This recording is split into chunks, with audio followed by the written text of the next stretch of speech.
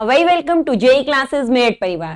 Hello student, मेरा नाम है प्रीति परिहार और आप हमारे साथ पढ़ रहे हैं फंडामेंटल्स ऑफ इलेक्ट्रिकल इंजीनियरिंग। आज के लेक्चर में हम ट्रांसफार्मर के वोल्टेज रेगुलेशन के बारे में पढ़ेंगे। लास्ट लेक्चर में हमने एफिशिएंसी तक पढ़ लिया था, तो आज हम क्या देखेंगे कि वोल्टेज रेगुलेशन क्या होता है, तो उसको आज हम स्टडी करेंगे। वोल्टेज रेगुलेशन,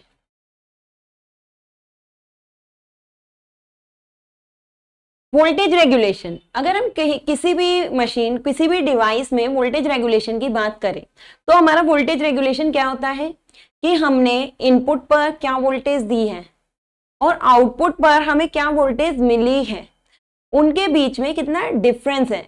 इसका मतलब कि वोल्टेज अगर हम आउटपुट पे दे रहे हैं, बीच में कितना लॉस हो रहा है, तो हम ये जो डिफरेंस देखते हैं कि कितनी इनपुट पे वोल्टेज दी है, कितनी आउटपुट पे वोल्टेज मिल रही है, वो हमारा क्या होता है, वोल्टेज रेगुलेशन कहलाता है। किसी भी जगह अगर वोल्टेज रेगुलेशन की सिंपल डेफिनेशन देख रहे हैं तो वो यही होता है कि मान लो हमने कोई लोड नहीं लगाया है, विदाउट लोड हमने देखा कि हाँ हमारी इतनी वोल्टेज क्या हो रही है, हमने दी है और आउटपुट पे इतनी वोल्टेज मिल रही है। फिर हमने क्या करा, लोड लगा दिया। वैसे तो अगर हम इनपुट पे वोल्टेज देते हैं तो लोड पे वोल्टेज का कोई इफेक्ट नहीं पड़ता है, लेकिन अगर सर्किट में ड्रॉप हो रहे हैं, इसका मतलब सर्किट में बीच में रेजिस्टेंस है, तो लोड के अकॉर्डिंग करंट चेंज हो जाती है। ये कहा था कि अगर लोड चेंज होता है तो हमारी जो करंट की वैल्यू होती है फ्लो होने वाली, वो क्या हो जाती है, चेंज। अगर करंट की वैल्यू चेंज हो रही है तो करंट से जो सर्किट में ड्रॉप होंगे वो भी क्या होंगे, डिफरेंट डिफरेंट ड्रॉप होंगे।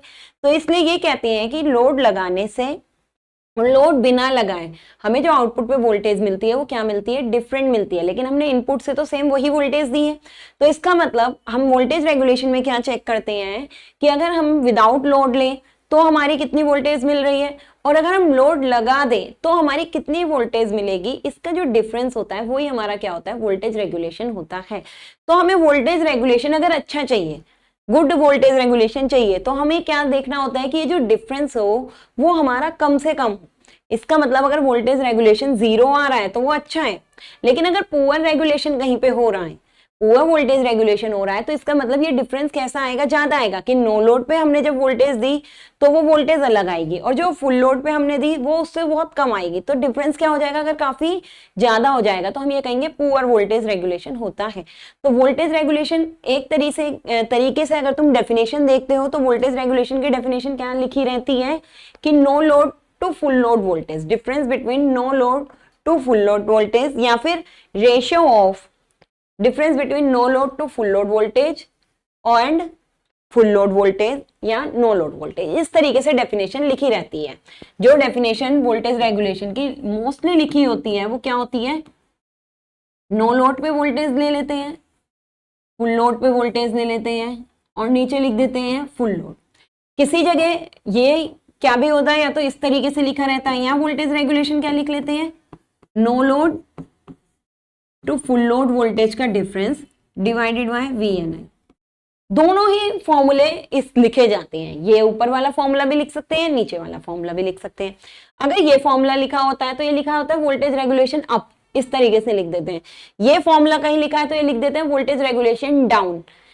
और परसेंटेज में अगर वोल्टेज रेगुलेशन चाहिए तो 100 से मल्टीप्लाई कर दो और क्या आ जाता है, वोल्टेज रेगुलेशन परसेंटेज में भी निकल जाता है। तो क्या है, no load to full load का डिफरेंस कि कितना चेंज आया, तो चेंज इन वोल्टेज, ठीक है, and ratio of change in voltage to full load, ratio of change in voltage from no load to full load and no load voltage. दोनों ही voltage regulation के फॉर्मूले हैं, और दोनों में क्या हो जाता है कि यहाँ फुल लोड रखें, नो लोड रखें, इसमें कंफ्यूजन आ जाती है कई बार। तो हम क्या करते हैं, हम ये नो लोड या फुल लोड ना रख के नो लोड फुल लोड रख सकते हैं, इस तरीके से भी वोल्टेज रेगुलेशन निकाल सकते हैं। या हम क्या करते हैं, नो लोड और फुल लोड का झंझट छोड़ के हम नीचे क्या रखते हैं, रेटेड वोल्टेज रख देते हैं। मोस्टली सब क्या रखते हैं, आउटपुट वाली वोल्टेज ही रखते हैं, मतलब जैसे VFL रखा है, VFL निकाल के ही क्या निकालते हैं, वोल्टेज रेगुलेशन निकालते हैं। पर इसकी जगह हम क्या भी कर सकते हैं, जो भी रेटेड वोल्टेज है क्योंकि रेटेड वोल्टेज हमें पता लग जाएगा कि फुल लोड पे है, किसी रेटेड दे रखी है, कोई रेटिंग दे रखी है कि इस पर निकालो। लोड जरूरी थोड़ी है फुल लोड, और लोड तो कुछ भी हो सकता है, एनी लोड 0 to फुल के बीच में किसी भी लोड पे हम वोल्टेज रेगुलेशन निकाल सकते हैं। तो बस हम नीचे क्या रखते हैं, वी रेटेड करके भी फॉर्मूला बना सकते हैं, तो वो सबसे सिंपल फॉर्मूला हो जाता है। तो हम वोल्टेज रेगुलेशन में सबसे सिंपल क्या भी करके इसे लिख सकते हैं, no load to full load by V rated. ठीक है, ये भी इसका फॉर्मूला बन सकता है। अब इसमें क्योंकि हम एंगल को सब्ट्रैक्ट नहीं करते, तो हम क्या ले लेते हैं, मॉड्यूलस के अंदर, मोड के अंदर इसे लिख देते हैं। VNL, FNL, वी रेटेड सबको किस में लिख देते हैं, मोड में लिख देते हैं। इससे क्या होता है कि हाँ, हमने यहाँ पर क्या नहीं लिया है, जो ये वोल्टेजेस निकलेंगी चाहे नो लोड पे या फुल लोड पे, इनके हम क्या मेंशन यहाँ नहीं कर रहे हैं, हम एंगल इनके यहाँ पर मेंशन नहीं कर रहे हैं, इसलिए हमें यहाँ क्या करना पड़ता है, इसे मॉड में दिखाना होता है। अब हम किसका वोल्टेज रेगुलेशन निकाल रहे हैं, ट्रांसफॉर्मर का। तो ट्रांसफॉर्मर का वोल्टेज निकालने के लिए पहले इसका क्या करते हैं, अप्रॉक्सीमेट सर्किट बना लेते हैं। फर्स्ट चीज, और इसमें एजम्पशन क्या लेके चलना पड़ता है, अगर हम क्या कर रहे हैं, वोल्टेज रेगुलेशन यहाँ शो कर रहे हैं, तो वोल्टेज रेगुलेशन में हमें ये बताना होता है, जो हमने शंट ब्रांच बनाई थी, शंट ब्रांच कौन सी, कोर वाली, जिसमें हमने क्या दिखाया था कि कोर लॉस भी होते हैं, तो एक करंट हमारी किस में जाती है, कोर में भी जाती है। तो हम यहाँ पर शंट ब्रांच को क्या करते हैं, हटा देते हैं। शंट ब्रांच को वोल्टेज रेगुलेशन कैलकुलेट करने में क्या नहीं करते, इंक्लूड नहीं करते। या फिर ये भी कह सकते हो कि हम कौन सा सर्किट बनाते हैं, अप्रॉक्सीमेट सर्किट यहाँ पर ड्रॉ कर लेते हैं। तो जो सर्किट होता है, अगर शंट ब्रांच हटा दी तो हमारा क्या होता है, एक तो प्राइमरी में रेजिस्टेंस होता है और प्राइमरी में इंडक्टेंस होता है, जो लीकेज रिएक्टेंस था। ऐसे ही सेकेंडरी में रेजिस्टेंस होता है। यहां से हमें कौन सी ब्रांच हटानी है, यहां से हमें शंट ब्रांच हटानी है। इस तरीके से सर्किट होता है। यहाँ प्राइमरी सप्लाई वोल्टेज हो गई, ये E1,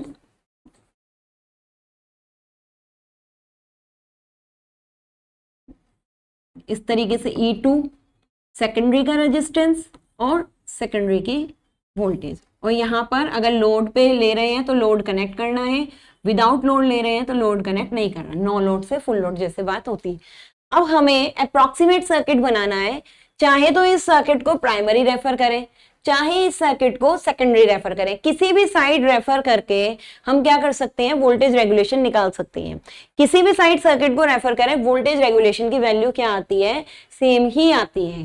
तो हम क्या करते हैं, सर्किट को सेकेंडरी साइड ही रेफर कर लेते हैं। अगर सेकेंडरी साइड रेफर करेंगे तो ये R1 और X1 है, यहाँ पर R2 होता है, X2 होता है, करंट हमारी क्या होती है, I2, और वोल्टेज ये वाली कितनी हो गई, V2।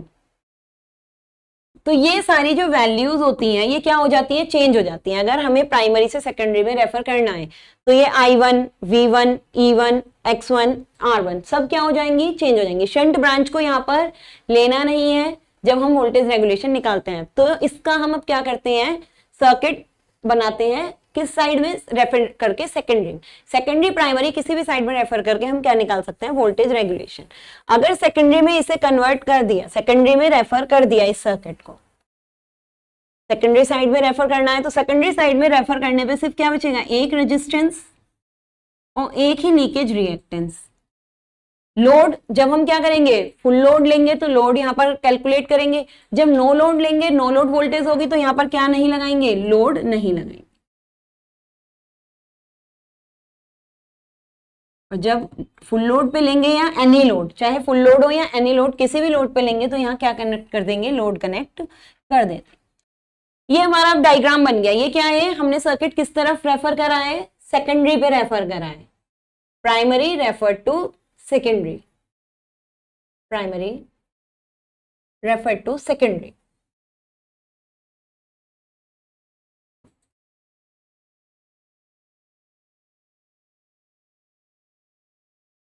Secondary side. अब यहाँ पर जो रेजिस्टेंस होगा वो हमारा क्या होगा, इक्विवेलेंट रेजिस्टेंस होगा। सेकेंडरी में हमने रेफर करा है तो इसे हम क्या लिख सकते हैं, RE2 लिखो, R02 कोई भी लिख सकते हो, और इसे हम क्या लिख सकते हैं, XE2। ये हमारे रेफर्ड है। रेफर्ड का मतलब क्या है कि अब ये जो RE2 की वैल्यू होगी ये क्या होगी, R2 तो ऐसी, प्लस R1 को हम सेकेंडरी लाए हैं तो R1 इज टू N1/N2 का होल स्क्वायर, इस तरीके से आएगी। सेम ऐसी XE2 आएगी। यहाँ पर सेकेंडरी में जो लोड वोल्टेज है वो क्या है, V2 है तो V2 को हमने क्या ले लिया, लोड वोल्टेज।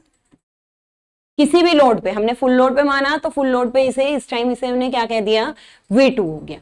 और यहाँ है हमारी कौन सी वोल्टेज, ये जो हमने वोल्टेज दी है नो लोड वोल्टेज। इस तरफ हमने कौन सी वोल्टेज मान ली, नो लोड वोल्टेज।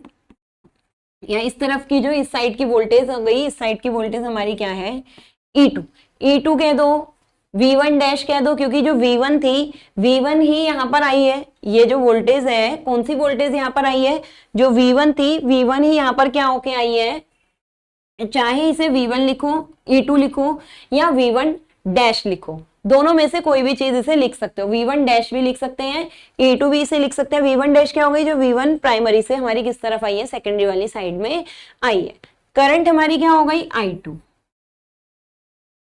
सेकेंडरी में जो करंट थी, सेकेंडरी वाली करंट तो सेकेंडरी वाली करंट ही रहेगी, तो करंट हमारी क्या हो गई, I2 हमारी करंट हो गई। तो ये हमारा अप्रोक्सीमेट सर्किट हो गया, जिस सर्किट को देखते हुए हमें क्या करना है, वोल्टेज रेगुलेशन के लिए वैल्यू निकालनी है। वोल्टेज रेगुलेशन का जो फॉर्मूला बताया, इसके अकॉर्डिंग वोल्टेज रेगुलेशन का फॉर्मूला क्या होगा, voltage regulation is equals to, अगर यहां पर देखा जाए, अब वोल्टेज रेगुलेशन क्या होगा, ये रही हमारी वोल्टेज। अगर यहाँ पर लोड कनेक्ट नहीं है, अगर यहाँ लोड कनेक्ट नहीं है तो उस टाइम पर यही तो नो लोड वोल्टेज होगी, या यही प्राइमरी साइड वाली वोल्टेज होगी। तो ये वाली वोल्टेज, चाहे इसे V1 डैश लिखो या E2 माइनस फुल लोड या फिर किसी भी लोड पर वोल्टेज, अगर लोड लगा दिया तो लोड के अक्रॉस कितनी वोल्टेज होगी, V2 वोल्टेज होगी। तो V2 लोड के अक्रॉस क्या हो गई, वोल्टेज हो गई। अगर लोड लगा, लोड नहीं लगा होगा तो कोई I2 नहीं, कोई R2 नहीं, तो जो हमारी प्राइमरी साइड में वोल्टेज होगी वही हमारी नो लोड की वोल्टेज होगी। तो नो लोड की वोल्टेज E2 हो गई, और फुल लोड या फिर एनी लोड पे वोल्टेज हमारी हमने क्या ले ली, V2 डिवाइड बाय क्या कहा था नीचे, हम कौन सी वैल्यू रखेंगे, ना तो नो लोड के ना फुल लोड के, सिंपल उसे लिख देंगे V2 रेटेड वोल्टेज, कि किसी भी रेटिंग पे एनी लोड अगर बात कर रहे हैं तो V2 रेटेड हमने नीचे यहाँ पर लिख लिया। परसेंटेज में अगर इसे लिखेंगे तो परसेंटेज में सिर्फ क्या करना है, 100 से यहाँ पर मल्टीप्लाई करना है। तो ये आ गया वोल्टेज रेगुलेशन का फॉर्मूला। अब यहाँ पर अगर हम सिंपल लूप लगाएं और यहाँ वैल्यू लिखें, तो लूप लगाने पर यहाँ वैल्यू हम कितने लिख सकते हैं, E2 है जो सप्लाई कर रही है voltage, E2 is equals to, या V1 dash is equals to, ये ड्रॉप और ये वाली वोल्टेज इसमें क्या हो जाएगी, ऐड हो जाएगी। V2 plus I2 RE2, I2 RE2 add हो गया, प्लस इसके साथ क्या है, JXC। तो ये हमारी सिंपल क्या हो गई, इक्वेशन हो। अब इससे हमें क्या करना है, किसकी वैल्यू हमें चाहिए, मॉड्यूलस की इसकी वैल्यू चाहिए। तो हमें ये जो वैल्यू कैलकुलेट करनी होती है वो हमें कौन से किससे कैलकुलेट करनी होती है, फेजर डायग्राम से। तो हम क्या करते हैं, हम इसका फेजर डायग्राम बनाते हैं, इस इक्वेशन से फेजर डायग्राम बनाते हैं और किसकी वैल्यू निकालते हैं, मोड E2 या मोड E2 माइनस V2, इन सब की हम क्या करेंगे, वैल्यू कैलकुलेट करेंगे। तो फेजर बनाने के लिए हम क्या करते हैं, किसी एक को रेफरेंस ले लेंगे। अब हमें जो यहाँ वैल्यू पता है V2 पता है और उसकी करंट पता है I2, तो हम इसे यहाँ पर जो फेजर बनाएंगे वो कौन सा बनाएंगे, सेकेंडरी साइड रेफर करना है तो सेकेंडरी साइड का ही यहाँ पर फेजर बनाएंगे। तो किसे हमें रेफर लेना है, V2 को। तो V2 को हम क्या कर लेते हैं, एक्स एक्सिस पे ड्रॉ कर लेते हैं। तो V2 हमने यहाँ पर ड्रॉ कर लिया, V2 ड्रॉ करा है। अब V2 के बाद जो V2 की करंट है, सर्किट हमारा कैसा है, इंडक्टिव है, प्योर नहीं है, बस इंडक्टिव है। तो इसलिए हम क्या कहेंगे, V2 से जो I2 होगा वो हमारा क्या होगा, फाई एंगल से लैग करेगा। तो I2 को हमने V2 से फाई एंगल पे क्या कर दिया, लैग कर दिया। तो इतनी हमने चीज बना दी। नेक्स्ट हमें क्या करना है, I2 R2 बनाना है और JI2 XC2 ड्रॉ करना है। हमें I2 R2 बनाना है, तो जो I2 R2 होगा वो हमारा रजिस्टिव है। रजिस्टिव वाला कौन से फेज में रहता है, करंट की फेज में। जैसे I2 है तो I2 R2 की जो वोल्टेज होगी वो भी हमारी I2 की ही फेज में होगी, तो I2 R2 भी यहीं पर ही बनेगा। लेकिन इसे ऐड किसके साथ करना है, V2 के साथ ऐड करना है। तो इसलिए हमने V2 के साथ इसे क्या कर दिया, ऐड। तो सेम ऐसे ही इसे आगे ले गए पैरेलली और इसे V2 के साथ यहाँ पर ऐड कर दिया। तो ये हमारी क्या हो गई, I2 RE2, ये हमने यहाँ ड्रॉ कर दी। अब हमें I2R2 में किसे ऐड करना है, I2R2 में ऐड करना है JI2XE2। जे एक तरीके से क्या दिखाता है 90 डिग्री पर, ये इससे कितने एंगल पे है 90 डिग्री पर है। तो यहां से 90 डिग्री के एंगल पर हमने क्या बनाया JI2XE2, ये हमने यहाँ शो कर दिया JI2XE2, यहाँ पर इसे शो कर दिया। चाहे इसे इतना लंबा ना बनाकर, वैल्यू इसकी हमेशा ज्यादा ही होती है, जो रिएक्टेंस होता है लीकेज रिएक्टेंस, इसकी वैल्यू हमेशा जो रेजिस्टेंस है उससे क्या है ज्यादा ही है। तो I2R2 से हम इसे कैसा बना सकते हैं, ज्यादा बना सकते हैं। तो इसकी वैल्यू ये I2XE2।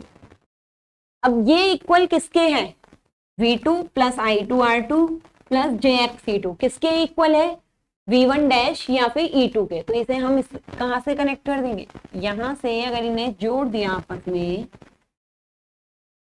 तो ये हमारा किसके इक्वल आ जाएगा,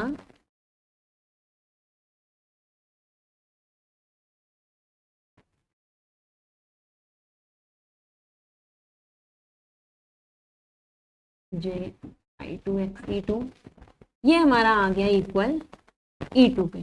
तो E2 की वैल्यू हमें पता लग गई कि E2 is equals to V2 plus I2R2 plus I2XE2 होता है। तो हमने E2 की वैल्यू यहाँ पर निकाल ली। E2 को भी कह दो कि ये जो E2 है V2 से किसी डेल्टा एंगल इसका हो गया कि इस एंगल पर, इस फेज एंगल पर ये इससे है, ठीक है। अब यहाँ पर इसे क्या करो, हमें वैल्यू किसकी फाइंड आउट करनी है, E2 की। यहाँ पर E2 और V2, E2 माइनस V2 करना है, तो E2 की हमें वैल्यू फाइंड आउट करनी है। तो E2 की वैल्यू ये निकालने के लिए हम क्या भी कर सकते हैं कि इस पे यहाँ जो E2 है इससे यहाँ तक की डिस्टेंस लेके एक अगर सर्कल बना, तो सर्कल बनाए, सर्कल हमें किस लिए बना रहे हैं, ताकि हमें वैल्यू यहाँ V2 की रेस्पेक्ट में मिल जाए। इन सारे किसकी रेस्पेक्ट में मिल जाए, ये जो हमने डिफरेंट डिफरेंट वैल्यूज निकाली है इनकी रेस्पेक्ट में मिले। तो अगर हम ये सर्कल एक बनाए तो सर्कल बनाते बनाते यहाँ भी आएंगे, जब यहाँ पे सर्कल आएगा तो इस तरीके से ये सर्कल बनेगा। अब ये सर्कल ये बन रहा है तो हम इस वाली लाइन को इस सर्कल के पास तक क्या करते हैं, ले जा, जिससे हमारा क्या आएगा V2 के रेस्पेक्ट में या V2 के साथ ही किसकी वैल्यू मिल जाएगी, E2 की। अगर E2 वहीं पर ही रहा तो हम क्या नहीं निकाल सकते, E2 की वैल्यू नहीं निकाल सकते हैं। अब हम यहाँ पर E2 की वैल्यू इजीली क्या कर सकते हैं, फाइंड आउट कर सकते हैं। तो ये जो वैल्यू है, अगर हम ये वाली डिस्टेंस देखें, इसको O कह दो, अगर हम O से लेकर ये वाली डिस्टेंस देखें और O से लेकर E2 देखें तो दोनों क्या है, आपस में सेम है। तो चाहे हम OE2 निकालें या O ये वाले पॉइंट का भी हम नेम रख देंगे, ये वैल्यूज निकालें तो वैल्यू क्या रहेगी, सेम। अगर यह नाम रखते हैं, ये पॉइंट A कह दो, इस वाले पॉइंट को भी एक काम करो, आपस में यहां से इन्हें भी मिला देते हैं, इसे भी एक पॉइंट कह दिया, इसे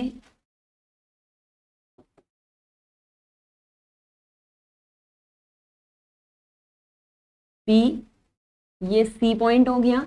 और इस पॉइंट को भी क्या करो स्ट्रेट, क्योंकि ये जो आर्क है, आर्क की हम वैल्यू नहीं निकाल सकते, तो हम क्या करते हैं, सीधा ऐसा पॉइंट ड्रॉ कर देते हैं। तो इस वाले पॉइंट को D, ABCD, अच्छा E यहाँ पे है तो E नहीं लेते, E की जगह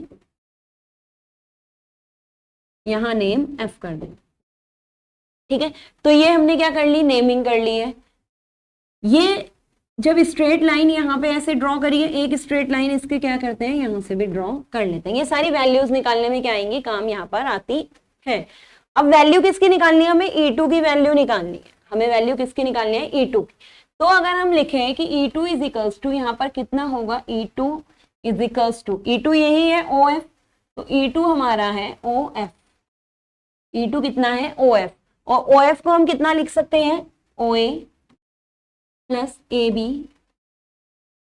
plus BC plus CD plus DF, इतना हमारा क्या हो गया, OF की कंप्लीट वैल्यू हो गई या E2 की वैल्यू हो गई। अब इसमें जिस जिसकी वैल्यू हमें पता है वो वैल्यू यहाँ पर हम ड्रॉ कर सकते हैं। किसकी वैल्यू हमें पता है, OA पता है कितना है, तो OA हमारा कितना है, V2, तो OA को हमने क्या कर दिया, सबसे पहले यहाँ ड्रॉ कर दिया। इसके बाद हमें और किसकी वैल्यू नहीं पता, AB की वैल्यू नहीं पता है, BC की वैल्यू नहीं पता है, CD, DF और किसी की वैल्यू यहाँ पर अब हमें नहीं पता है, तो इनकी वैल्यू हमें क्या करनी पड़ेगी, फाइंड आउट करनी पड़ेगी। AB plus BC plus CD plus DF, तो अब इनकी क्या करते हैं, वैल्यूज को धीरे धीरे फाइंड आउट करते हैं। ये वैल्यू अगर देखें कि ये फाई एंगल है V2 का किसके साथ, I2, यही हमने पैरेलली क्या करा था, यहाँ ड्रॉ करा था, तो इसका मतलब यहाँ पर V2 का ये जो एंगल I2 के साथ फाई है, सेम यही चीज यहाँ पर भी होगी, क्योंकि ये हमने इसी वाली लाइन पर, V2 वाली लाइन पर ही यहाँ I2 ड्रॉ करा था और इसे ही ऐसे क्या कर रहा था, पैरेलली ले गए थे और सेम ड्रॉ कर दिया था, तो ये कितना एंगल होगा, फाई एंगल होगा। ठीक है, अब क्योंकि ये एंगल फाई है तो यहाँ पर अगर देखा जाए ये इसके क्या जा रहा है, सीधे, और इस लाइन से ये किस पे है, 90 डिग्री पर है, ये एग्जैक्ट कितने पर है, इससे 90 डिग्री पर है, तो जो ये वाला एंगल होगा, ये वाला एंगल भी हमारा कितना होगा, फाई होगा। इसकी तरह ही, क्योंकि अगर यहां से देखा जाए ये और ये आपस में किसमें है, फाई एंगल पर है, और इससे जो ये वाली लाइन है ये कितने डिग्री के एंगल पर है, 90 डिग्री के एंगल पर है, तो ये वाला जो एंगल है ये वाला, ये कितना हो गया, 90 हो गया। ठीक है, तो जो ये बचा हुआ एंगल हो गया यहाँ पर, ये कितने डिग्री का हो गया, फाई एंगल का हो गया। तो इसलिए अगर ये फाई है तो ये जो बचा हुआ एंगल होगा ये वाले में, अगर इस वाले ट्राइंगल में देखें, ये जो बचा हुआ हमारा एंगल होगा ये कितना होगा, 90 माइनस फाइव। ठीक है, कंप्लीट तो ये पूरा 90 है ना, ये वाला पूरा, जिसमें से फाई एंगल हमें पता लग गया, तो बाकी बचा हुआ एंगल कितना हो गया, 90 माइनस फाई, हमें ये एंगल हो गया। अब हमें कौन कौन सी वैल्यूज निकालनी है यहाँ पर, एक ये AB फाइंड आउट करना है, BC फाइंड आउट करना है और CD फाइंड आउट करना है। तो अगर यहाँ पर हम AB, तो इस वाले ट्राइंगल से फाइंड आउट कर लेते हैं, AB और इसका भी कोई नाम रख लेते हैं G, यहाँ पर इस वाले पॉइंट का नाम क्या रख दिया, G, इस पॉइंट का नाम। तो एक तो हम अगर AB फाइंड आउट करना है तो AB फाइंड आउट के लिए हमें ट्राइंगल ABG में देखना पड़ेगा, और हमें क्या फाइंड आउट करना है, BC और CD, BCCD, तो BC और CD यही वाली लेंथ है, इसीलिए हमने इस लेंथ को आगे बढ़ाया था और इस वाले को यहाँ, तो G और ये हो गया H। तो अगर BC और CD को हम अलग अलग फाइंड आउट ना करके हम क्या लिख सकते हैं, BC प्लस CD GH ही तो है, तो यहाँ पर A2 plus AB, BC plus CD की जगह हमने कितना लिख दिया, GH प्लस DM। तो GH के लिए हम कौन सा वाला ट्राइंगल लेंगे, ये वाला ट्राइंगल ले लेंगे, बचेगा खाली DF, उसे भी हम क्या करेंगे, आगे शो कर लेंगे। तो इसको निकालने के लिए सबसे पहले हमें क्या फाइंड आउट करना है, AB। तो AB को फाइंड आउट करने के लिए हमें कौन से ट्राइंगल में देखना है, ट्राइंगल ABG में।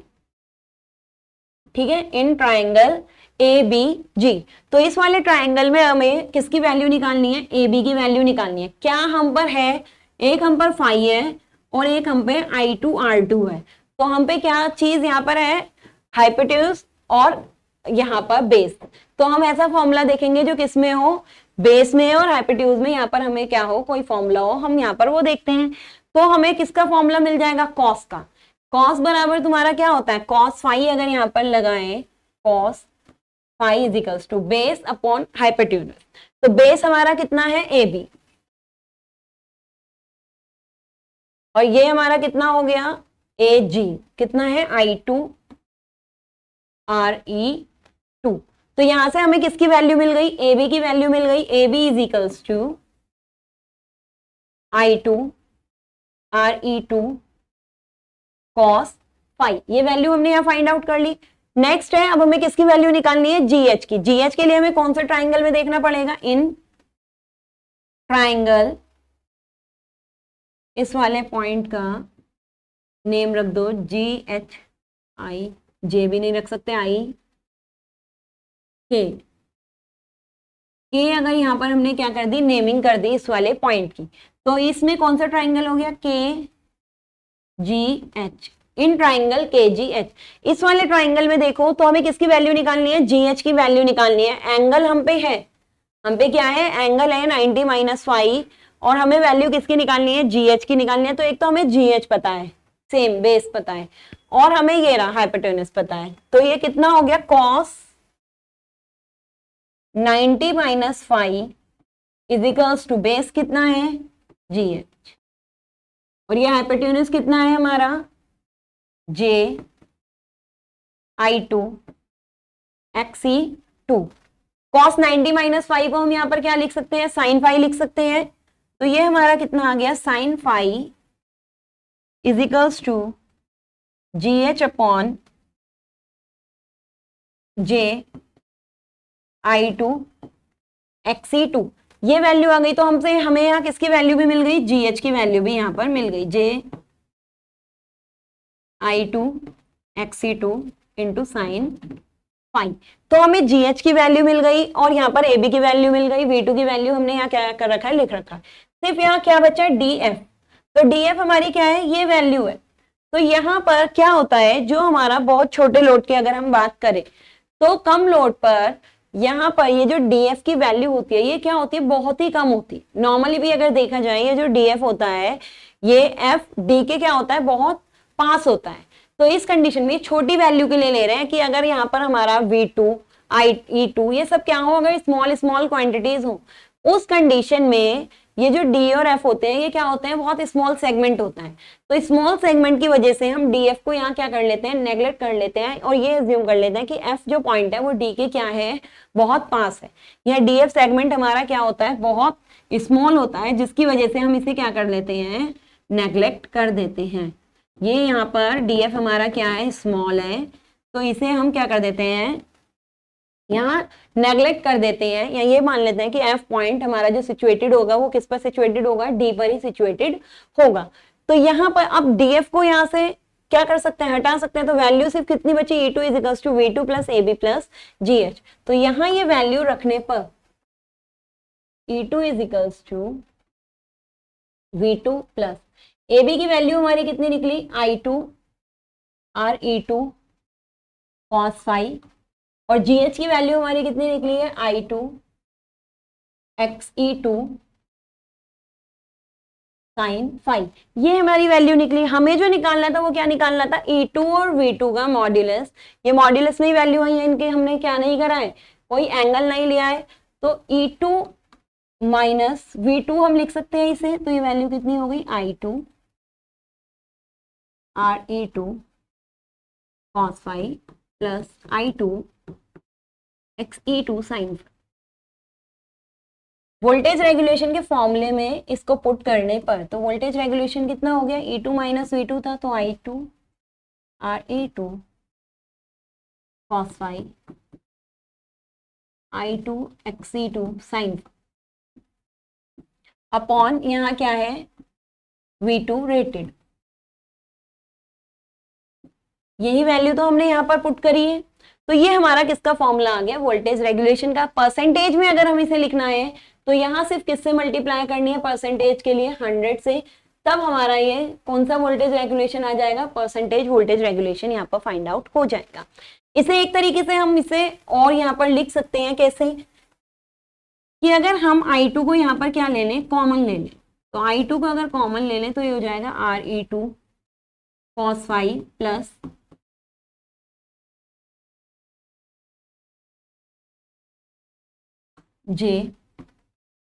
XE2 sin phi upon V2 rate. ये वैल्यू यहाँ पर आ गई हमारी। तो ये जो I2 वैल्यू है ये हमारी किसी फुल लोड पर ही तो है। यहाँ जो हमने I2 करंट लिए है, अगर फुल लोड माना है तो किसी फुल लोड पर ही I2 वैल्यू है। तो I2 फुल लोड और V2 या I2 rated upon V2 rated को हम क्या भी लिख सकते हैं, Z बेस भी यहाँ लिख सकते हैं, Z की मतलब बेस वैल्यू भी लिख सकते हैं। तो यहाँ पर ये फॉर्मूला इस तरीके से भी लिखा जा सकता है।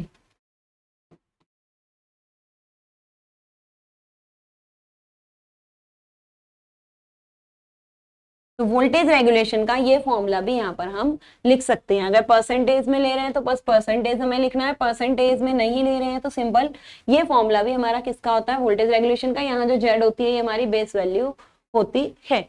ठीक, तो ये फॉर्मूला हमारा किसका आ गया, वोल्टेज रेगुलेशन का। अगर हमें वोल्टेज रेगुलेशन किसी रेटेड वैल्यू पे दिया, ये तो हमने सारा किस पे लेके चला है, अगर फुल लोड वैल्यू है। अगर वोल्टेज रेगुलेशन हमें क्या कहा, किसी रेटेड वैल्यू पे निकालो, तो हमने रेटेड वैल्यू पर क्या चीज देखी थी जब हमने एफिशिएंसी वाला ड्रॉ करा था, अगर किसी रेटेड वैल्यू पर ये आता है तो बस किससे मल्टीप्लाई करनी होती है, एक्स, तो वो हमारा किस पे आ जाता है, किसी भी रेटेड वैल्यू पर आ जाता है। तो हमें बस आई की जगह कितना लिखना होता है, एक्स इंटू जो भी आई रेटेड की वैल्यू है। ये क्या है, एनी लोड, जो अभी हमने फॉर्मूला निकाला था वो फुल लोड लेके चल रहे थे। फुल लोड की जगह अगर हमें क्या कर रखा है कि ये किसी रेटेड वैल्यू पे ड्रॉ करना है, तो बस रेटेड वैल्यू पर हमारा यहाँ किससे मल्टीप्लाई हो जाएगी, आई की जगह बस कितना लिखना है, एक्स आई रेटेड। तो फॉर्मूले में हमारा यहाँ कितना आ जाता है, x I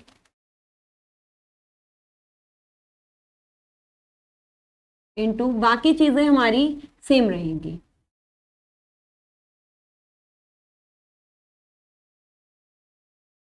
R E two cos phi plus J sine phi upon P two. ठीक है, तो ये हमारा किस पे हो गया, अगर हमें फुल लोड नहीं कहा है और एनी लोड किसी रेटेड वोल्टेज या किसी भी लोड पर अगर हमें वैल्यूज दी है और तब वोल्टेज रेगुलेशन को निकालने को कहा है, तो किसी भी रेटेड वैल्यू पर हम क्या कर सकते हैं, वोल्टेज रेगुलेशन निकाल सकते हैं। ये जो सब हमने वोल्टेज रेगुलेशन पढ़ा, ये किस पे पढ़ा, देखो यहाँ V2 से जो I2 था वो लैग कर रहा था ना फाई एंगल से, तो इसका मतलब हमने जो लोड माना था वो कैसा लोड माना था, इंडक्टिव। यहाँ जो लोड लिया था हमने, कैसा लोड लिया, इंडक्टिव, क्योंकि V2 से I2 को हमने क्या कराया, फाई एंगल से लैग कराया। तो अभी तक जो हमारा लोड था वो कैसा था, लैगिंग के लिए। हमारा पावर फैक्टर कैसा है, लैगिंग पावर फैक्टर है। तो हमने जो वोल्टेज रेगुलेशन निकाला है ये किसके लिए निकाला है, लैगिंग पावर फैक्टर के लिए निकाला है। अगर यहाँ पर वोल्टेज रेगुलेशन लीडिंग के लिए निकाले, लीडिंग का मतलब ये I2, ये लोड हमारा कैसा हो, मान लो कैपेसिटिव टाइप हो, तो तब हमारा ये क्या हो जाएगा, लीडिंग करेगा, मतलब कि V2 से I2 क्या करेगा, लीड। तो सारी चीजें फिर अपोजिट बनेंगी, I2 यहाँ बनेगी तो I2 R2 ऊपर बनेगा, फिर डायग्राम में पूरा चेंज हो जाएगा, पर वैल्यू कैलकुलेट तब भी बिल्कुल सेम ऐसे ही होंगी। तो अंतर सिर्फ कितना आता है, डायरेक्टली भी हम याद रख सकते हैं, ये जो प्लस का साइन है, बस डिफरेंस जो आता है, डिफरेंस सिर्फ किस में आता है, जो I2 R2 लीड कर रहा था ये क्या करेगा, फिर I2 लैग करेगा। ठीक है, तो जो डिफरेंस आता है वो सिर्फ इसमें आता है XC2 में। XC2 हमारा किसका हो जाता है, माइनस का हो जाता है। XC2 हमारा किसका हो जाता है, माइनस का हो जाता है। तो अगर हमारा XC2 माइनस का हो गया तो बस यहाँ साइन किसका आता है, माइनस का आता है। इतना याद रखना है कि अगर ये जो हमारा वोल्टेज रेगुलेशन है ये किस पे है, लैगिंग पावर फैक्टर पे है। किस पे है, लैगिंग पावर फैक्टर। अगर हमें पावर फैक्टर लीडिंग दे दिया तो लीडिंग के लिए बस यहाँ पर किसका साइन आना है, माइनस का साइन आना है। ठीक है, तो लीडिंग के लिए याद रखना, अगर वोल्टेज रेगुलेशन किस पे निकालना है, लीडिंग पे निकालना है, तो सिर्फ कितना आएगा, I2 RE2 cos phi, plus की जगह यहाँ कितना आ जाएगा, माइनस जे I2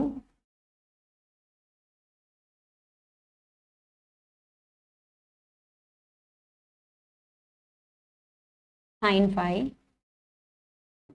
बाकी किसी भी चीज में कोई भी चेंज नहीं आने का, चाहे इसे कोई भी बच्चा ड्रॉ करके देख सकता है। ये किसके लिए, लीडिंग पावर फैक्टर के लिए। ठीक है, तो लीडिंग और लैगिंग में हमारा ये डिफरेंस आता है कि लीडिंग लैगिंग में हमारा क्या होगा, प्लस की जगह किसका साइन आ जाएगा, माइनस का साइन आ जाएगा। अगर किसी को मैक्सिमम वोल्टेज रेगुलेशन निकालना है, जीरो वोल्टेज रेगुलेशन निकालना है, तो निकाल सकते हो। कैसे निकाल सकते हैं, अगर हम जीरो वोल्टेज रेगुलेशन की बात करें तो जीरो वोल्टेज रेगुलेशन का मतलब क्या है कि voltage regulation equal to zero, voltage regulation equal to zero. यहां जीरो वोल्टेज रेगुलेशन तो जीरो हुए, V2 रेटेड जीरो चला गया, E2 इज इक्वल्स टू कितना आ गया, V2 आ गया, E2 is equals to V2 या E2 minus V2 is equals to zero आ गया। तो ये जो हमने वोल्टेज रेगुलेशन का फॉर्मूला निकाला है ये हमारी कितनी वैल्यू आ जाएगी, जीरो आ जाएगी। तो अगर यही फॉर्मूला हम किसके बराबर लिख दें, जीरो के लिए बराबर लिख दें, जीरो वोल्टेज रेगुलेशन पे, वोल्टेज रेगुलेशन इक्वल टू अगर जीरो है तो हमारा जो फॉर्मूला था I2 RE2 cos phi plus J I2 XE2 sine phi is equals to कितना हो गया, जीरो हो गया ना। यहाँ पर नीचे वाली सारी चीज किस में चली गई, जीरो पे चली गई। तो अगर हम इस तरीके से इस फॉर्मूले को यहाँ पर ड्रॉ करते हैं तो यहाँ पर हम क्या लिख सकते हैं, ये चीज इधर चली गई माइनस में, I2 से I2 हमारा क्या हो गया, कैंसिल हो गया। तो यहाँ पर जो हमारी वैल्यू आएगी इसे हम इधर ले गए,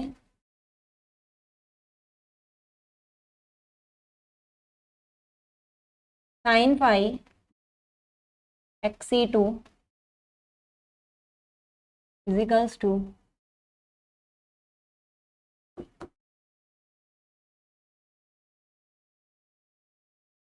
RE2 कॉस फाई, किसी भी साइड माइनस कहीं भी लिख लो, कोई इफेक्ट नहीं पड़ेगा। तो साइन फाई कॉस फाई को इसके नीचे लिया हो तो हमारा कितना हो गया, tan phi equals to minus of RE2 upon XC2। तो ये हमारी किसकी वैल्यू आ गई, टेन फाई की। ये कंडीशन है कि अगर phi equals to tan inverse RE2 upon XC2 हो जाए तो उस कंडीशन में जो हमारा वोल्टेज रेगुलेशन मिलेगा वो कैसा मिलेगा, जीरो वोल्टेज रेगुलेशन मिलेगा। ठीक है, क्या कंडीशन है, अगर हमारा किसी भी कंडीशन में फाई बराबर ten inverse RE2 upon XC2 हो जाए माइनस का, तो ये हमारा क्या दिखाता है, और ये माइनस साइन किसको दिखा रहा है, एक लैगिंग पावर फैक्टर को दिखा रहा है, और इसमें कुछ नहीं है।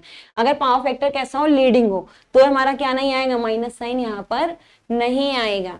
ठीक है, तो अब जिस भी कंडीशन में टेन फाई हमारा क्या हो जाए, RE2 अपॉन XC2 हो जाए, या phi is equals to tan inverse RE2 upon XC2 हो जाए, वो हमारे को कैसा वोल्टेज रेगुलेशन देगा, जीरो वोल्टेज रेगुलेशन देगा। अगर किसी को मैक्सिमम वोल्टेज रेगुलेशन भी फाइंड आउट करना है तो बस क्या करना है, मैक्सिमम वोल्टेज रेगुलेशन के लिए क्या करते हैं, डिफरेंशिएशन करते हैं, और डिफरेंशिएशन को किसके इक्वल रख देते हैं, जीरो के इक्वेशन रख देते हैं। और डिफरेंशिएशन किसकी रेस्पेक्ट में करते हैं, जो चीज वेरी कर रही है। तो वेरी हमारी यहाँ पर क्या कर रही है, I2 वेरी कर रही है, हमारी क्या वेरी करती है, I2 वेरी करती है। तो अगर हमें निकालना है मैक्सिमम वोल्टेज रेगुलेशन, तो मैक्सिमम वोल्टेज रेगुलेशन में क्या करना है, वोल्टेज रेगुलेशन का डिफरेंशिएशन किसकी रेस्पेक्ट में, I2 यहाँ वेरी कर रही है, और उसे किसके बराबर लिखना है, जीरो के बराबर लिखना है। तो यहाँ पर सॉल्व करने के लिए क्या चीज करनी है, वोल्टेज रेगुलेशन को यहाँ, तो I2 है, I2 R2 cos फाई 2 है, तो यहाँ पर cos फाई है ये वैल्यू, ये वाला फॉर्मूला है। ठीक है, इस फॉर्मूले का हमें क्या करना है, अब मैक्सिमम वोल्टेज रेगुलेशन के लिए डिफरेंशिएशन करना है। तो अगर मैक्सिमम वोल्टेज रेगुलेशन के लिए हम डिफरेंशिएशन करें, चाहे जेड बेस की टर्म में कर लो, अगर जेड बेस की टर्म में करना है तो हमारे यहाँ क्या वेरी कर रहा है, फाई। तो वोल्टेज रेगुलेशन हमें मैक्सिमम जब निकालना होगा फाई की रेस्पेक्ट में निकालना होगा, क्योंकि I2 तो बेस से हमारा क्या हो गया है, चेंज। तो यहाँ पर जब हम वोल्टेज रेगुलेशन इसके टर्म में निकालते हैं तो यहाँ क्या आती है value, RE2 upon Z base तो था ही, कॉस फाई का क्या हो जाता है, साइन फाई। कॉस फाई का हमारा क्या होता है, साइन फाई, और वो भी किसका, माइनस का, प्लस जे है, जे को चाहे इसमें लिखो या मत लिखो वो हो सकता है, ये मतलब XC2 टर्म बता रहा है। साइन फाई का हमारा क्या होगा,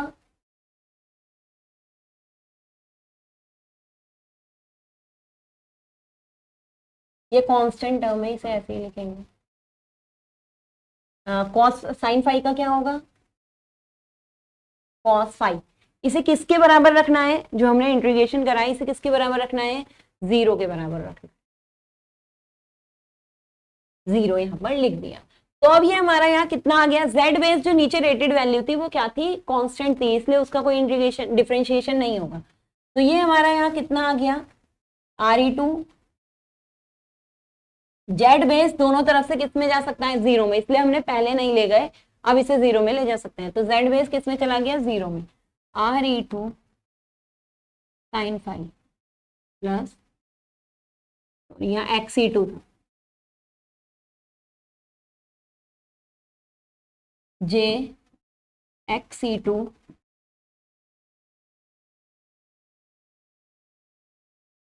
cos phi is equals to zero. Same अगर टेन फाई में निकालना है तो फिर से टेन फाई में निकालते हैं, tan phi is equals to कितना आ गया, देखो ये वैल्यू इधर ले जाओ, RE2 उधर चला जाएगा, मतलब ये वैल्यू इधर ले गए,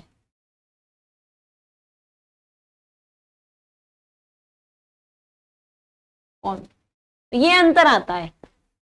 जीरो वोल्टेज रेगुलेशन के लिए Re2/Xe2 आता है माइनस साइन के साथ, और मैक्सिमम वोल्टेज रेगुलेशन तब आएगा जब Xe2/Re2 यहाँ पर होगा। तो मैक्सिमम और जीरो वोल्टेज रेगुलेशन का हमें दोनों पता होना चाहिए कि मैक्सिमम कब आता है वोल्टेज रेगुलेशन और जीरो वोल्टेज रेगुलेशन कब आ रहा है। लेकिन ये कौन सी कंडीशन में है? Lagging power factor. ये याद रखना है, ये लैगिंग पावर फैक्टर के लिए है।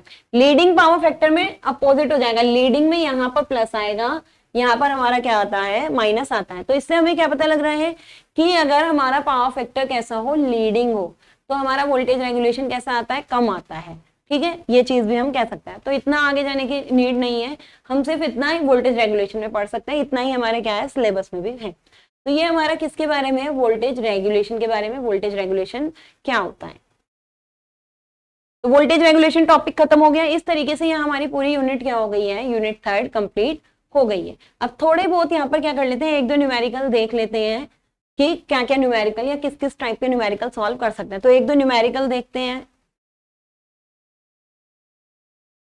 जैसे मान लो कोई न्यूमेरिकल आपके में इस तरीके से आ जाता है, बिल्कुल सिंपल, पहले उसका कि a 125 kVA transformer having primary voltage of 2000 volt at 50 hertz. क्या कहा है कि 125 kVA का ट्रांसफॉर्मर है, ट्रांसफॉर्मर की रेटिंग दे दी, कितना है? 125 kVA का ट्रांसफॉर्मर जिसकी प्राइमरी वोल्टेज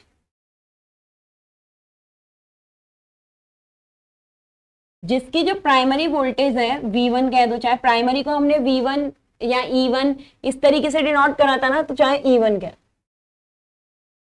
प्राइमरी वोल्टेज कितनी गई है? 2000 वोल्ट। कितने हर्ट्ज पर? 50 हर्ट्ज पर। ठीक है, 50 हर्ट्ज पर। नेक्स्ट क्या कहा है? Has 182 primary and 40 secondary turns. Primary turns तो कहे हैं 182 और सेकेंडरी टर्न्स कहे हैं 40। कि एक 125 kVA का ट्रांसफॉर्मर है जिसकी जो प्राइमरी वोल्टेज है वो 2000 वोल्ट है 50 हर्ट्ज पर, और इसकी प्राइमरी टर्न्स है 182 और सेकेंडरी टर्न्स है 40। नेग्लेक्टिंग लॉसेस, लॉसेस को यहाँ क्या करना है? नेग्लेक्ट करने के लिए कहा है calculate the full load primary and secondary current. Secondary और प्राइमरी करंट यहाँ पर एक तो फाइंड आउट करनी है, और हमें यहाँ पर क्या फाइंड आउट करना है? No load secondary induced EMF. No load secondary induced EMF भी फाइंड आउट करना है यहाँ में, मतलब E2। और third maximum flux in core, maximum flux भी हमें क्या करना है? फाइंड आउट यहाँ पर करना है। अब देखो यहाँ पर अगर केवीए की बात करें तो हमने क्या एक चीज निकाली थी कि V1 I1 इजिकल्स टू क्या होता है? V2 I2 होता है। कहाँ से ये चीज निकाली थी? हम पे फॉर्मूला था ना V1/V2 या E1/E2 इजिकल्स टू कितना आया था? I2/I1 आया था। तो यहां से हम कह सकते हैं ना V1 I1 equals to V2 I2, ये कह सकते हैं। तो ये VI क्या है? VA, केवीए रेटिंग ही तो है, बस यहाँ केवीए में हुई है, हमारा यहाँ क्या है? VA है। तो हम क्या लिख सकते हैं यहां से? अगर हमें केवीए रेटिंग दी है, हमें क्या दी है? केवीए रेटिंग दी है, और V1 भी दिया है, तो हम किसी की भी वैल्यू निकाल सकते हैं। तो केवीए रेटिंग मतलब V2 की समझ लो, इजिकल्स टू हम क्या लिख सकते हैं यहाँ? जो ये केवीए रेटिंग दी है, के क्या है? 1000 है। के हमारा क्या डिनोट कर रहा है? 1000। तो हम केवीए रेटिंग ऐसे लिख सकते हैं ना, V1 I1/1000। ये केवीए रेटिंग ही तो है दोनों, या V2 I2/1000। मतलब हम केवीए को चाहे इसके बराबर लिखे या केवीए रेटिंग इसके बराबर लिखे हैं, तो ये केवीए रेटिंग और दोनों केवीए रेटिंग आपस में क्या होती है? सेम होती है। तो इस तरीके से हम यहाँ क्या लिख सकते हैं? केवीए में केवीए की रेटिंग लिख दो 125, क्योंकि ये किलो में थी, या तो 125 की यही 1000 से मल्टीप्लाई कर दो, या इसके साथ जो 125 के साथ 1000 है उसे कहाँ ले गए? नीचे। दोनों एक ही चीज। अब हम पे क्योंकि V1 है तो हम V1 वाला ही फॉर्मूला लिखेंगे। तो V1 कितना है हम पे? 2000 इंटू I1 हम पे नहीं है, डिवाइड बाय 1000। टू से तो I1 की वैल्यू हम पे कितनी आ गई? 125/2।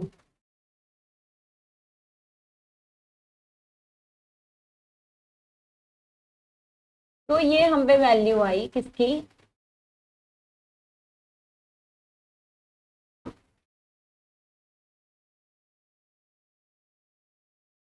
प्राइमरी करंट की। तो हम पे किसकी वैल्यू आ गई, प्राइमरी करंट की वैल्यू आ गई I1 इज इक्वल्स टू 125.2। इसे हमने क्या कर दिया, डिवाइड कर दिया, तो हम पे कितना आ गया 62.5। ठीक है, I1 आ गया। अब हम पे क्या है, N1 है, N2 है, I1 है। हम यहाँ से V2 भी निकाल सकते हैं और अब हम यहाँ से क्या भी निकाल सकते हैं, I2 भी निकाल सकते हैं, चाहे सेकेंडरी की करंट चाहे सेकेंडरी की वोल्टेज। क्या पूछा था इन्होंने, full load primary and secondary current. तो प्राइमरी और सेकेंडरी करंट अब यहाँ पर फाइंड आउट कर लो। तो क्या लिख सकते हैं, E1 V1 कुछ भी कहो, E1 upon E2 is equals to N1 upon N2। E1 हमारा कितना है 2000, E2 हम पे नहीं है, N1 कितना है 182 और ये हमारा कितना है 40। तो E2 यहाँ से फाइंड आउट करो, कितना आ गया, इसे डिवाइड करो, 2000 इंटू 40 डिवाइड बाय 182। तो ये हमारा आ गया यहाँ पर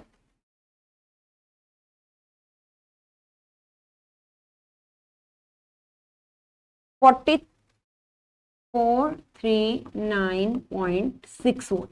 ठीक है, तो ये हमारी क्या निकल गई, सेकेंडरी की फुल लोड वोल्टेज या सेकेंडरी की वोल्टेज निकल गई, प्राइमरी की करंट निकल गई। ठीक है, सेकेंडरी की वोल्टेज निकली है ये, अभी कुछ नहीं, प्राइमरी की करंट निकल गई।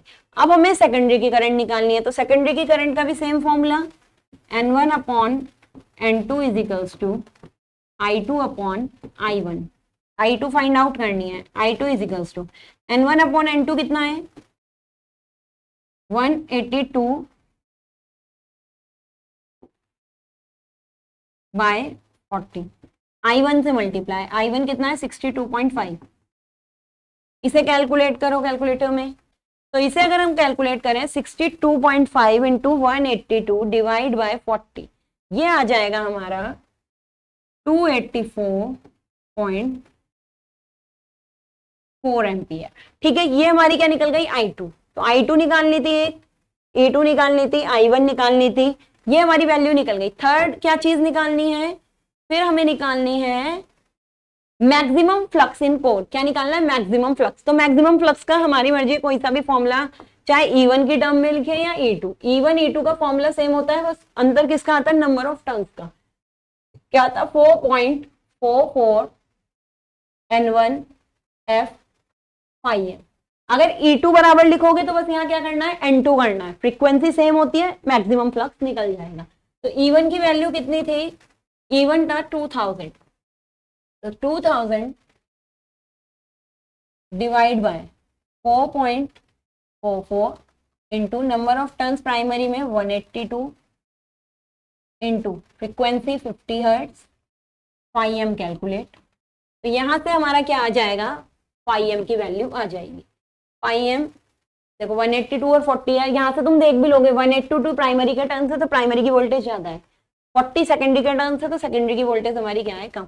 इसे कैलकुलेट करो कैलकुलेटर में, ये हमारा यहाँ पर आ गया 182 इंटू 50 इंटू 4.44, 2000 डिवाइडेड बाय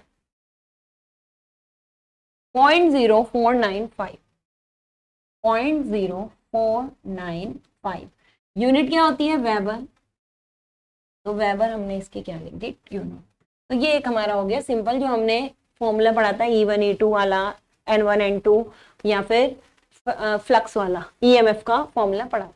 तो इसके ऊपर हमने क्या कर लिया, एक न्यूमेरिकल यहाँ पे कर। और कोई देखते हैं कोई सिंपल सा न्यूमेरिकल, क्योंकि इसमें तुम्हारे सिंपल ही न्यूमेरिकल है, हार्ड न्यूमेरिकल कोई यहाँ पर नहीं है।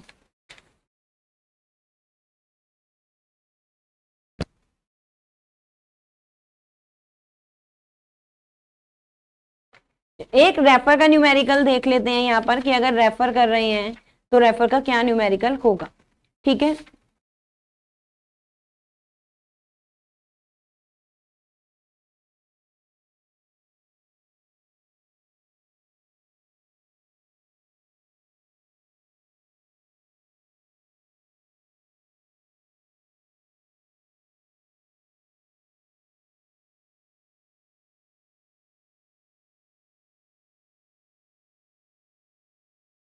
ये है जैसे 200 kVA ट्रांसफॉर्मर, नेक्स्ट पेज पे ले,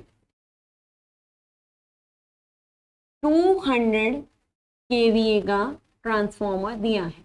a 200 kVA transformer single phase with a voltage ratio of 6350 by 660. Voltage ratio कितना है 6350 660 वोल्ट, ये हमें वोल्टेज रेशियो दे दिया। ठीक है, वोल्टेज रेशियो मतलब V1 बाय V2।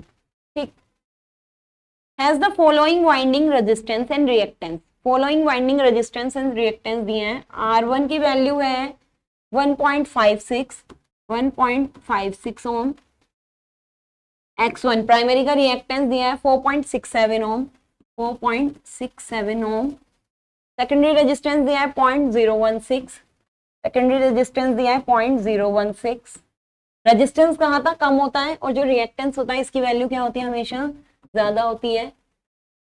और सेकेंडरी का रिएक्टेंस हमें दिया है, सेकेंडरी की रिएक्टेंस की वैल्यू है 0.048, 0.048। ठीक है, ये वैल्यूज हमारी हो गई। अब क्या कहा है क्वेश्चन में, calculate the resistance and reactance of transformer refer to high voltage winding. Transfer मतलब ये यहाँ पर किसकी वैल्यू निकालनी है, calculate the resistance and reactance, resistance और रिएक्टेंस की वैल्यू निकालनी है, और इन्हें ट्रांसफर किस पे करना है, हाई वोल्टेज वाइंडिंग पर। अब देखो ये है वोल्टेज ज्यादा, ये वोल्टेज क्या है, कम, तो हम प्राइमरी सेकेंडरी ऐसे तो नहीं बता सकते क्योंकि कोई डायग्राम नहीं है।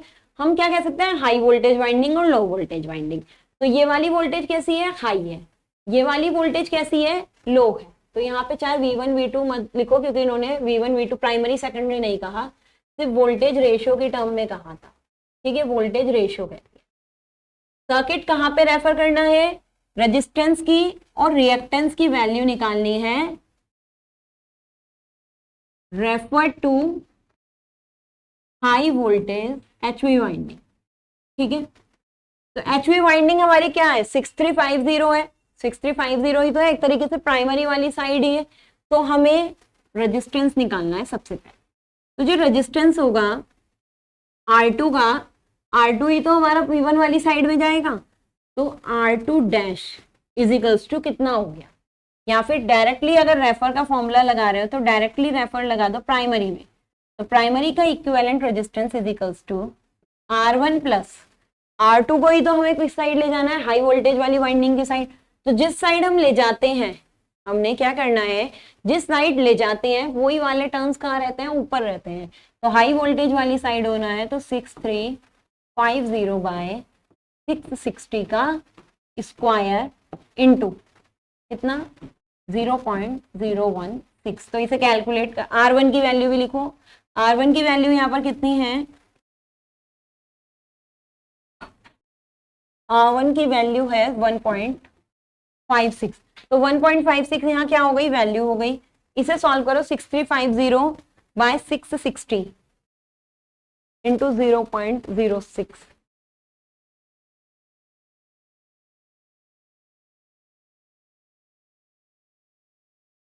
6350 divided by 660,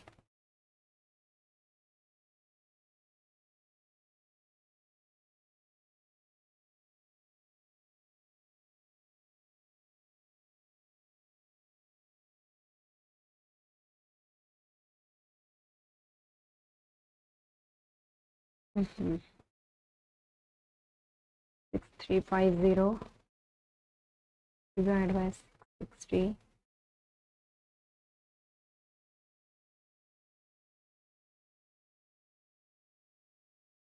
multiplied by 0.016। तो ये आ गया हमारा 1.48। आगे भी वैल्यू आ रही है काफी लंबी। ठीक है, अब इन दोनों को आपस में क्या कर दो, ऐड करो, प्लस 1.56। तो ये हमारा आ गया 3.04। कितनी वैल्यू आ गई, 3.04।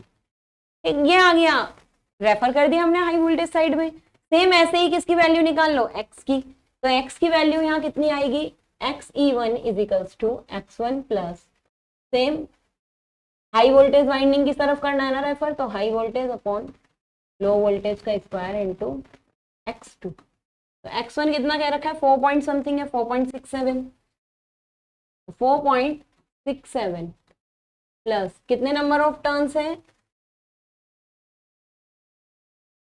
6350 बाय 660, 6350 बाय 660 का स्क्वायर इंटू 0.048, यही वैल्यू है ना 0.048।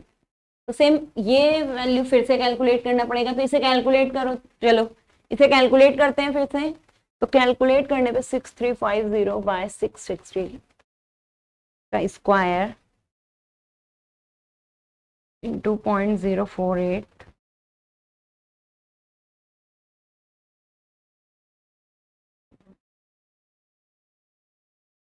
0.048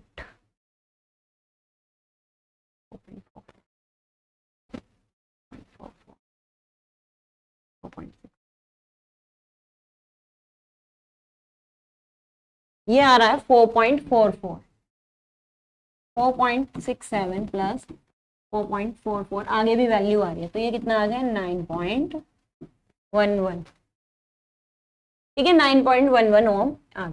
तो ये हमारा प्राइमरी में रेफर्ड वैल्यू हो गई। तो इस तरीके से इसके क्या आते हैं, न्यूमेरिकल आते हैं। एक टॉपिक इसमें और था, उस ऑल डे एफिशिएंसी याद आ गई। एफिशिएंसी जब कराया था तो एक फॉर्मूला किसका भी होता है, ऑल डे एफिशिएंसी का भी होता है। ये कब होता है कि जब हमारे कौन से ट्रांसफॉर्मर होते हैं, दो तरीके के होते हैं, ट्रांसमिशन में ट्रांसफॉर्मर यूज होते हैं, डिस्ट्रीब्यूशन में। ट्रांसमिशन में ये तो क्या होता है कि वोल्टेज ड्रॉप का, जैसे हमने वोल्टेज रेगुलेशन पढ़ा था, ट्रांसमिशन में कोई वोल्टेज रेगुलेशन की नीड नहीं होती, क्योंकि ट्रांसमिशन में कोई वोल्टेज रेगुलेट नहीं करती। वोल्टेज रेगुलेशन जो हमारी निकालनी पड़ती है या हमें जो एडवांटेज देती है वो कहाँ निकालनी पड़ती है, डिस्ट्रीब्यूशन, क्योंकि डिस्ट्रीब्यूशन में लोड बार बार क्या होता रहता है, चेंज होता रहता है। तो इस वजह से हमारा वोल्टेज रेगुलेशन वहां पर क्या होता रहता है, चेंज होता रहता है। लोड चेंज होगा तो करंट की वैल्यू चेंज होगी, जिससे हमारा वोल्टेज रेगुलेशन भी क्या होगा, चेंज होगा। तो वोल्टेज रेगुलेशन फाइंड ही हमें डिस्ट्रीब्यूशन में करना पड़ता है। ऐसे ही हमने जो एफिशिएंसी निकाली वो तो नॉर्मल ट्रांसफॉर्मर की हो गई, एक हमारी होती है ऑल डे एफिशिएंसी, वो कब निकलती है, डिस्ट्रीब्यूशन ट्रांसफॉर्मर। डिस्ट्रीब्यूशन ट्रांसफॉर्मर में क्या होता है, डिस्ट्रीब्यूशन होता है वोल्टेज का या लोड का।